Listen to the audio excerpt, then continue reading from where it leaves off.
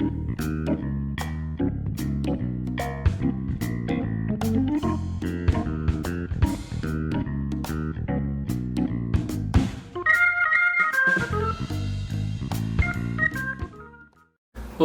paz e bem, bem-vindo, bem-vinda à nossa reflexão do Evangelho. Hoje é o sábado, véspera do Domingo de Ramos. É finalzinho de Quaresma, é começo de Semana Santa. Se a gente olha rapidamente os Evangelhos, a gente percebe que há uma desproporção na narrativa da vida de Jesus, como os Evangelhos fazem. Os 4 Evangelhos gastam metade do texto, aproximadamente, um pouquinho mais, um pouquinho menos, com a vida pública de Jesus. E a outra metade inteira fica para essa semana. Então é uma semana que toma metade dos relatos, não só porque muita coisa aconteceu e tem que ser dita, mas sobretudo porque é uma semana densa de sentidos, é uma semana densa de reflexões e por isso os evangelistas gastam muita tinta com isso para dizer do quanto esses relatos eram significativos para as primeiras comunidades, para nós também. Por isso que nessa véspera de Domingo de Ramos, a gente já tem que fazer algumas opções, porque os textos são tantos e tais, diria São Francisco, né? São tantos e tais que pedem de nós algumas opções. O Domingo de Ramos tem sempre 2 evangelhos. Um que é lido no começo da celebração, lá naquele ambiente onde é feita a bênção dos ramos. Esse evangelho, ele varia a cada ano, é a narrativa da entrada de Jesus em Jerusalém. No ano A, Mateus, no ano B, este ano, Marcos, no ano C, em Lucas, e depois, no meio da missa, se faz a proclamação da paixão do Senhor, também de acordo com o evangelista daquele ano. Então, este ano nós vamos ler a paixão segundo Marcos. Não dá para fazer tudo aqui, evidentemente. Então, nós optamos pelo texto menor, pelo texto da entrada de Jesus em Jerusalém, segundo o Evangelho de Marcos. Então, é Marcos 11, versículos de 1 a 10. Os evangelhos dão notícia de que Jesus teria morrido nas proximidades da Páscoa daquele ano. A Páscoa é uma festa de peregrinação, então a cidade seguramente estava muito cheia, e é nesse ambiente das vésperas da Páscoa, com a cidade se preparando para a festa cheia de peregrinos, é ali que os evangelistas, os 4, constroem a cena da entrada de Jesus. Essa entrada ela tem tons messiânicos muito vivos. Uma das tradições da vinda do Messias é que ele viria exatamente por ali. Ele viria por sobre o Monte das Oliveiras, atravessaria o Vale de Josafá, a torrente do Cedron. O Vale de Josafá é um cemitério e dali ele abriria as portas de Jerusalém para assumi-la como sendo sua cidade, para começar a redenção de Israel a partir de Jerusalém. E à medida que ele atravessasse o Vale de Josafá, até os mortos se levantariam para acolher a sua entrada. E ele entraria triunfante naquela que a partir de hoje e para sempre seria a sua cidade. Esse é o cenário que os evangelistas constroem para a entrada de Jesus. Então nós vamos ver no texto que esses elementos da tradição, da expectativa da chegada do Messias estão bastante explícitos, com as particularidades que são próprias daquilo que o evangelista construiu para isso. Vejamos então Marcos 11, de 1 a 10. E o texto diz assim: Naquele tempo, tiramos isso, né? Quando se aproximaram de Jerusalém, na altura de Betfagé e de Betânia, junto ao Monte das Oliveiras, Jesus enviou 2 discípulos, dizendo: Ide ao povoado que está aí em frente, e logo que ali entrardes, encontrareis amarrado um jumentinho, que nunca foi montado. Desamarrai-o e trazei-o aqui, e se alguém disser: Por que fazem isso? Dizei: O Senhor precisa dele, mas logo o mandará de volta. Eles foram e encontraram o jumentinho amarrado junto de uma porta, do lado de fora, na rua, e o desamarraram. Alguns dos que estavam ali disseram: O que estás fazendo desamarrando esse jumentinho? Os discípulos responderam como Jesus havia dito, e eles permitiram. É curiosa essa introdução do texto. Há uma série de elementos aqui. Primeiro, que o jumentinho é uma particularidade dessa entrada messiânica de Jesus em Jerusalém. Isso não estava na tradição. Porém, é a retomada de uma profecia de Zacarias. Zacarias diz: Vede o vosso Senhor, ele vem a vós. e vem simples e humilde e pobre, vem montado num jumentinho, num filho de jumenta. Então ele é um Messias, mas é um Messias, como diria a profecia de Zacarias, um Messias diferente que já espanta, não pela glória do seu triunfo, não pela altura da sua nobreza, mas porque vem montado numa montaria de segunda categoria. Não vem num cavalo, como os romanos, mas vem num jumentinho, filho de jumenta. Então esse é o texto que aparece aqui. Mas o detalhe que chama muito mais atenção do que o jumentinho, aliás, é um jumentinho não montado, para dizer, é um jumentinho que estava ali esperando para isso. Não era um jumentinho tomado de improviso, mas ele parece que estava ali esperando ser tomado para ser levado por Jesus, pelos discípulos até Jesus. E aqui começa a estranheza que nos intriga. Por que Jesus já sabe, né? Ir aí na frente, dizer isso, tomar o jumentinho, trazer aqui, etc. É para dizer que ele está adivinhando e já sabia das coisas como um mago? De jeito nenhum. É para dizer que Jesus entra em Jerusalém, entra montado num jumentinho, como o Messias simples de Zacarias, mas entra não empurrado para a morte pela força das circunstâncias, mas ele entra com a liberdade de filho que vive e escolhe a morte como entrega da própria vida. Veja, não é que o texto queira dizer que Jesus procurasse alternativas para ser matado, não é isso. Não é que ele fosse E quase fatalmente é assim, ninguém de nós tem que procurar essas coisas. Essas situações vêm à vida, e com Jesus foi assim.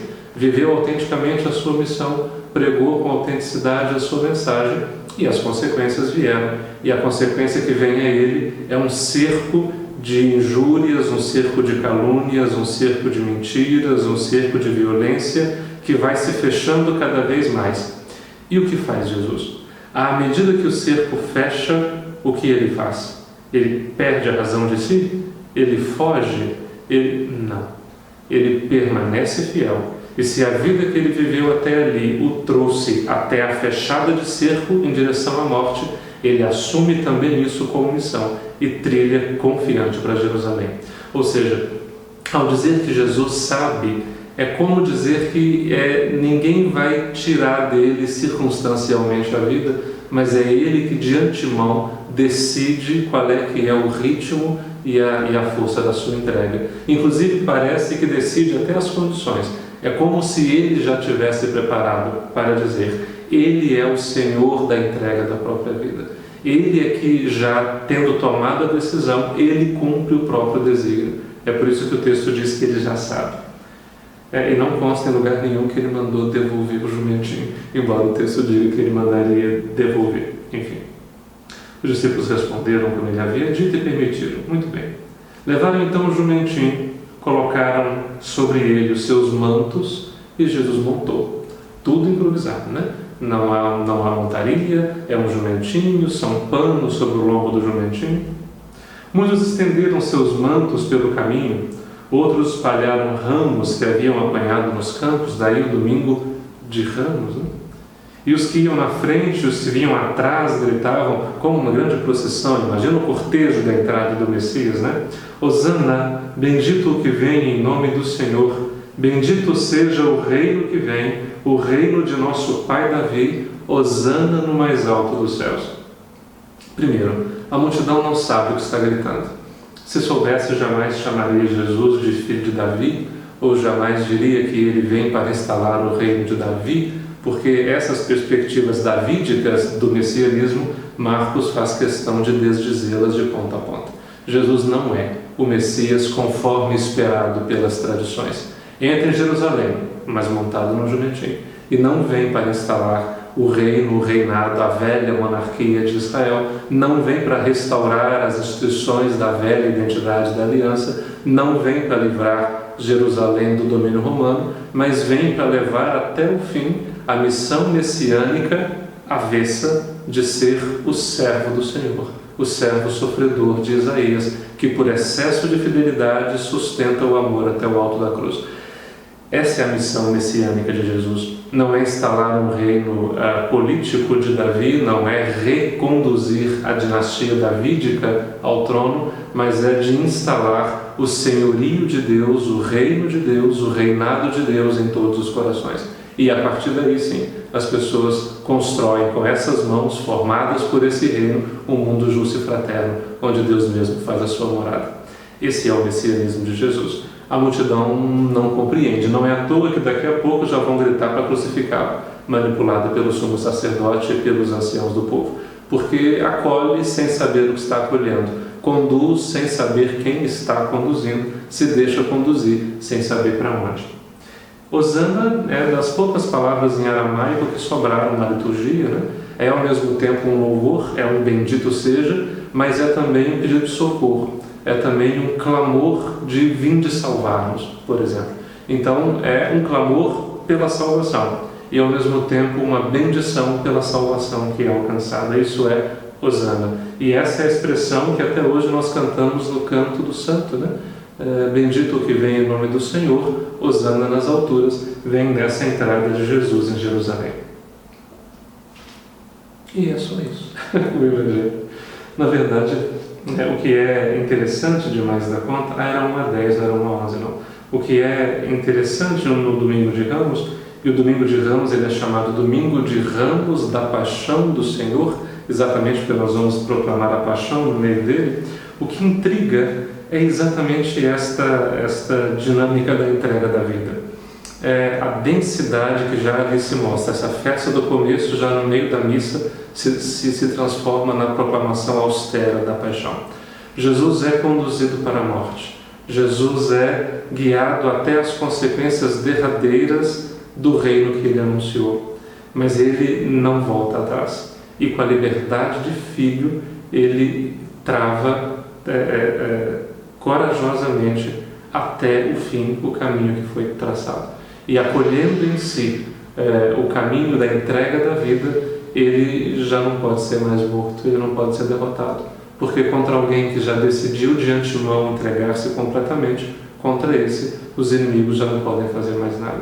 A violência pode maltratá-lo, a maldade dos homens pode trucidá-lo, se pode fazer todo tipo de brutalidade com ele, mas não se pode arrancar dele a liberdade que de antemão já decide entregar-se por fidelidade à vida que ele viveu. Isso é a grande virada de mesa do Domingo de Ramos, que agora, enquanto se pensa conduzi-lo para a derrota, na verdade o que se faz é conduzi-lo até o cumprimento perfeito de seus objetivos, que é ser fiel ao Pai até o fim. Que nesse Domingo de Ramos, quando a gente se abisma diante dessa grande liberdade de Jesus, que não tendo escolha, escolhe a morte, que porque não teve escolha, não podendo escapar, escolhe vivê-la e sorvê-la até a última gota, que nós também nos encorajemos um pouco mais às grandes travessias da nossa vida, que nós também nos encorajemos àquela doação de vida que esse mistério da Páscoa nos ensina, e que aprendamos nós também a procurar, às vezes no escuro, às vezes à cata de vestígios, aprendamos nós também a procurar por dentro dos caminhos de morte e por dentro dos cercos e das violências da vida, quais são as sementes de Páscoa que já estão aí lançadas. E cavando por dentro da dor, por dentro da morte, um caminho de vida e de ressurreição, já estaremos de algum modo trazendo em nós o mistério da sua Páscoa.